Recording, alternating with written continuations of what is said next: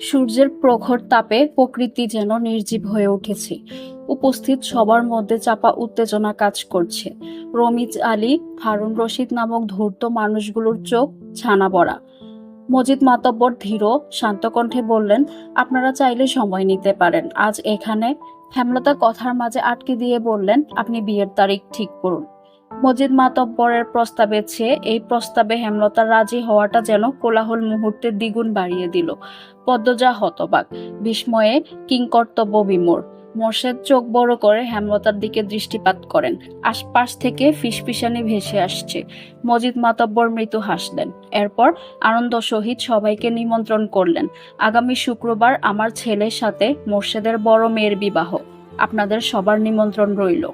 কথা শেষ করে হেমলতার দিকে তাকিয়ে প্রশ্ন করলেন, দিন তারিখ ঠিক আছে? হেমলতা সম্মতি জানালেন। মোর্শেদ অবাকের চরম পর্যায়ে, কোনো কথা আসছে না মুখে। পদজা ডুব গিলে ব্যাপারটা হজম করে নিল। মহিবের সাথে যখন তার বিয়ের আলোচনা হলো তখন সে ভারী অবাক হয়েছিল। লিখন শাহ নামে একটা মানুষকে মনে পড়েছিল। এখন তেমন কিছুই হচ্ছে না। অনুভূতিগুলো ভোতা।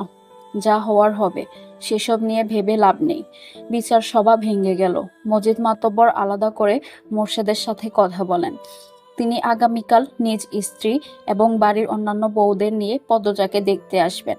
মোর্শেদ হেমলতা সমস্বরে অনুমতি দিলেন। বাড়ি ফেরার পথে অনেকের কটু কথা কানে আসে।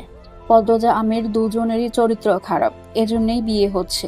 মাতব্বর ক্ষমতাবান বলে পুরো ব্যাপারটা ঘুরিয়ে নিয়েছে, কিন্তু তলে তলে তো নিজেরা জানে তাদের ছেলে মেয়ে কেমন, তাই তাড়াতাড়ি করে বিয়ে হয়ে যাচ্ছে। কেউ একজন খুব বিশ্রীভাবে পদ্মজাকে উদ্দেশ্য করে বলল, কে জানে, মনে হয়তো ছেড়ি পেট বাঁধাইছে, রাইতে বাপ মারে দিয়া পায়ে ধরাইয়া বিয়ে ঠিক করছে।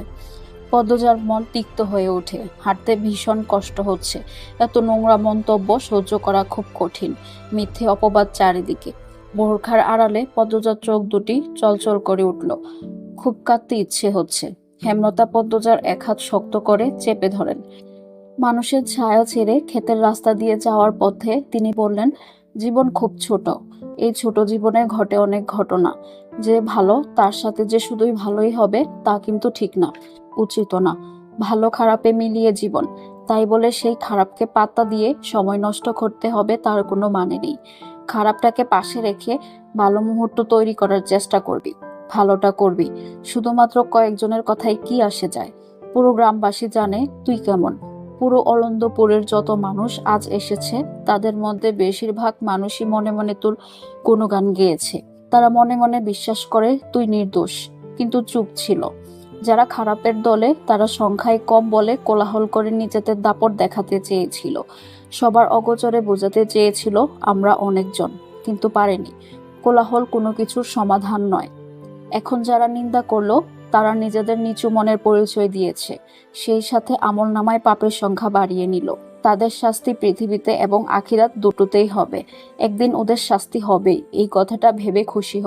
সব ভুলে যা, বাকি জীবন পড়ে রয়েছে, সেসব নিয়ে ভাব।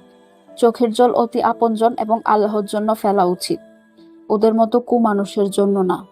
পদজা হু হু করে কেঁদে উঠল। আচমকা হেমলতাকে মাঝপথে শক্ত করে জড়িয়ে ধরে কান্না মাখা কণ্ঠে বলল, তুমি জাদুকর আম্মা, তুমি জাদু জানো। হেমলতা পদজার পিঠে হাত বুলিয়ে দিলেন। মোর্শেদ পদজাকে কান্না থামাতে বলতে চাইলে হেমলতা ইশারায় চুপ করিয়ে দিলেন। পাশে বিস্তীর্ণ ক্ষেত, গ্রীষ্মের দুপুরের রূপ স্পষ্টভাবে দেখা যাচ্ছে। মোর্শেদের কপাল বেয়ে জ্বর করে ঘাম ঝরছে। তার দৃষ্টি থমকে আছে হেমলতার দিকে। একটা অপ্রিয় সত্য সম্ভাবনার কথা মনে হতেই চোখ দুটি চলচল করে উঠল। তিনি দ্রুত চোখ সরিয়ে বড় করে নিঃশ্বাস ফেলেন। জীবনের লীলা খেলায় তিনি নিঃস্ব। পদ্মজার কান্না থামার লক্ষণ নেই। হেমলতা গাম্ভীর্যের সহিত বললেন, এত কাঁদলে কিন্তু মারব। আকাশ জুড়ে তারার মেলা, জানালা গলে চাঁদের আলো পদ্মজার মুখশ্রী ছুঁয়ে দিচ্ছে। সে বারান্দার ঘরে উপর হয়ে শুয়ে আছে। বুকটা কেমন করছে, অনবরত কাঁপছে। হেমলতার উপস্থিতি টের পেয়ে দ্রুত উঠে বসল। হেমলতা পদ্মজার দিকে মুহূর্তকাল তাকিয়ে রইলেন। পদ্মজার নখ খুঁটছে। হেমলতা বললেন, ঘুম আসছে না? পদ্মজা মাথা দুই পাশে নাড়ালো। হেমলতা আর কিছু বললেন না। পদ্মজা পিন পতন নীরবতা কাটিয়ে বলল, মেজো আপার বিয়ের তারিখ পড়েছে? হেমলতা পদ্মজার দিকে তাকিয়ে আবার চোখ সরিয়ে নিলেন। বিছানার উপর বসে পদ্মজাকে টেনে কোলে শুতে ইশারা করেন। পদ্মজা শুয়ে পড়ল। মায়ের কোলটা তার এখন ভীষণ দরকার। হেমলতা পদ্মজার প্রশ্ন এড়িয়ে অন্য কথা তুললেন। বললেন, আমি জানি না কোনো মা তার মেয়ের কাছে নিজের বিয়ে সম্পর্কিত আলোচনা করেছে কিনা, কিন্তু আমি আমার বিয়ের গল্প তোকে বলতে চাই, শুনবি? পদ্মজা সায় দিল। হেমলতা পদ্মজাকে বিয়ের ব্যাপারে আগ্রহী করে তোলার জন্য অতীতে নিয়ে যান। সেদিন রাতে আব্বা এসে বলল 3 দিন পর আমার বিয়ে। আমি খুব অবাক হয়েছিলাম, কষ্ট হয়েছিল, আমি আরো পড়তে চেয়েছিলাম। এরপর শুনলাম যার সাথে আমার বিয়ে হচ্ছে তার পড়াশোনা নেই, জ্ঞানও যথেষ্ট কম, রাগ চটালো। এসব তথ্য জেনে রাগ, মন খারাপ কিছুই হয়নি, ভয় হয়, না জানি কেমন হবে সংসার। বিয়ের দিন ঘনিয়ে এলো। তোর আব্বাকে তখনও আমি দেখিনি। বিয়ের দিন আয়নায় প্রথম দেখি, কালো একটা মুখ, চোখ দুটি গভীর। কখনো না দেখা মানুষটাকে প্রথম দেখেই মনে হয় আমার সবচেয়ে আপন একজন মানুষ। সব ভয় কেটে গেল। বিদায়ের সময় সবাই বলছিল দুজনকে খুব মানিয়েছে, রাজ্যটক। একজন হিন্দু দিদি বলেছিলেন সাক্ষাৎ রাম সীতা। আটপাড়ায় যদি একজন 6 ফুট লম্বা মানুষ থাকে তবে সেটা তোদের আব্বা ছিল। বিয়ের পর জানতে পারি তোর আব্বাকে বিয়ে করার জন্য অনেক মেয়েই পাগল ছিল। নিজেকে খুব সৌভাগ্যবতী মনে হতো। অশিক্ষিত ভেবে নাক কুঁচকেছিলাম। সেই আমি তোর আব্বার জন্য দিনকে রাত, রাতকে দিন মানতে রাজি ছিলাম। এতটাই ভালোবাসা হয়ে গিয়েছিল যে তোর আব্বা ছুরি নিয়ে রক্তের আবদার করলে আমি আমার বুক পেতে দিতাম। পদ্মজা মাঝপথে আটকে দিয়ে বলল, তাও তো আব্বা তোমাকে ভালোবাসেনি আম্মা। হেমলতার হাসি উজ্জ্বল মুখটা নিভে গেল। অপ্রতিভ হয়ে উঠলেন। তিনি দৃষ্টি এলোমেলো রেখে বললেন, তাকে বিয়ে করতে বাধ্য করা হয়েছিল। পদ্মজা চুপ করে রইল। হেমলতাও নিশ্চুপ। দরজার পাশে মোর্শেদ বসেছিল, বিড়ি ফুঁকছিলেন। হেমলতার প্রতিটি কথা বুড়ো হয়ে যাওয়া মনটাকে দুমড়ে মুচড়ে দিল। তিনি বিড়ি নিয়ে বেরিয়ে যান চৌরাস্তার উদ্দেশ্যে। চৌরাস্তার পাশে একটা বড় ব্রিজ আছে। ব্রিজে দক্ষিণা হাওয়ার তীব্রতা খুব বেশি। সেখানে এসে দাঁড়ান। ফেলে আসা জীবনের প্রতিটা পদক্ষেপ চোখ বুজে মনে করার চেষ্টা করেন। বেশ কিছুক্ষণ পর পদ্মজা বলল, আম্মা, প্রতিজ্ঞা করেছিলাম আর প্রশ্ন করব না, তবুও বলবো একদিন। পদ্মজা আর জিজ্ঞাসা করলো না কোন দিন বলবে। নিশ্চুপতার অবস্থানে ফিরে গেল। মুহূর্তকাল স্থির থেকে হেমলতা বললেন, পূর্ণা খুব কান্নাকাটি করে দেখলাম, মেয়েটা এত দুর্বল কি করে হলো? পদ্মজা হেমলতার এক হাত মুঠোয় নিয়ে আশ্বস্ত করলো, আমি আছি আম্মা, সামলে নেব। ঘরে যা, রাত হয়েছে অনেক। পদ্মজা উঠে বসলো। ওড়নাটা ভালো করে টেনে নিয়ে জুতা পরলো। বেরিয়ে যাওয়ার জন্য পা বাড়ালো। হেমলতা বিছানার শেষ অংশ থেকে বালিশ টেনে নেন।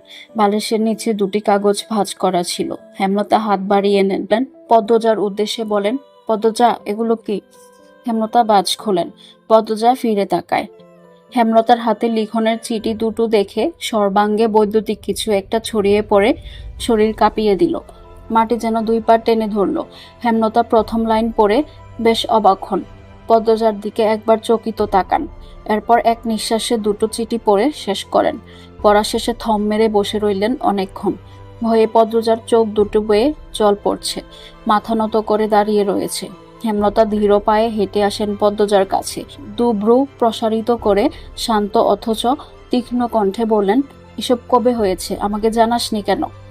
পদ্মজা প্যাচ প্যাচ করে কেঁদে বলল, যখন ওনারা শুটিং করতে আসেন। পদ্মজার মনে হচ্ছে এখনই সে অজ্ঞান হয়ে যাবে, কিন্তু কিছুতেই হচ্ছে না।